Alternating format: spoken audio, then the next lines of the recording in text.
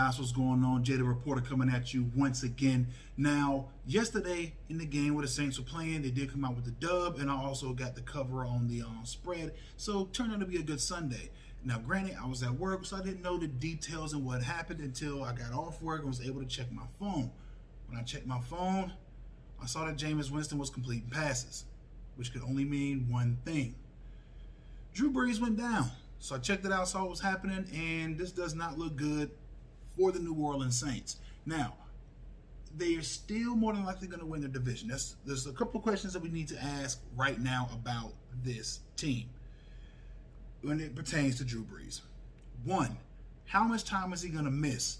2, can Jameis Winston beat Teddy Bridgewater? And 3, what are their chances at winning the division and or getting the #1 seed? So let's start with how much time is going to be missed. We're talking a collection of fractured ribs on both sides and a collapsed lung.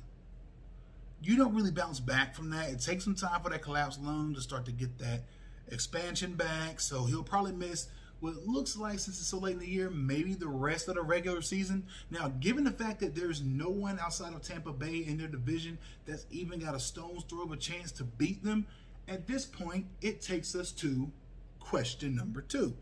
Can Jameis be Teddy? I believe he can if he plays within himself. One of the reasons why I believe Tampa decided to move away from Jameis is because Jameis was too much of a risk taker for what they were trying to build there.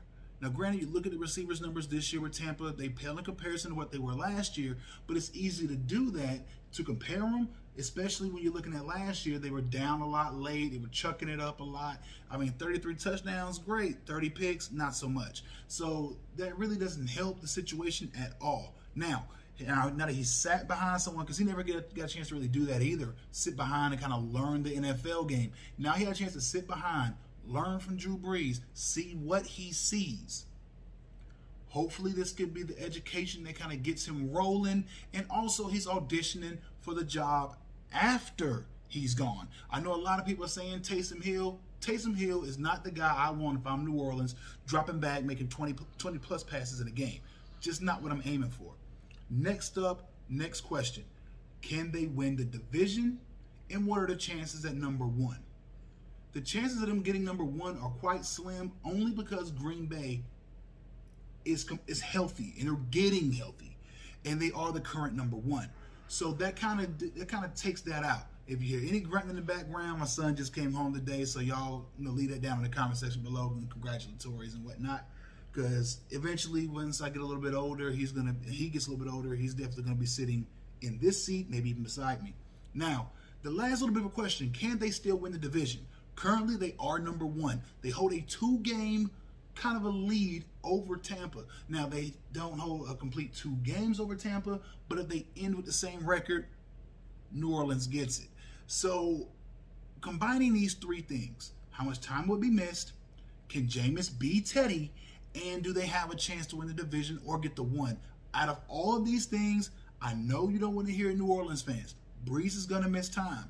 I know you don't want to see Jameis eventually take over for Drew, but if you have any other quarterback on your roster, do you want to see Taysom Hill throwing 20 plus passes a game? I don't think that's necessarily going to be a comfortable fit for New Orleans. They need a guy who can deliver the rock, and Jameis has a pretty good arm. Now, like I said, he should be able to kind of narrow things down a bit and get it back right. That's what we're aiming for. Now, division chances, #1 seed. We talked about that. We're kind of seeing where we're headed with this. I do believe they have a chance to win the division, only if Green Bay absolutely implodes. Do they not get the 1 at this point? But guys, let me know what you think about all of that down in the comment section below. Also, don't forget to like, share, comment, and subscribe to the channel. My name is Jay the Reporter, signing out. Peace.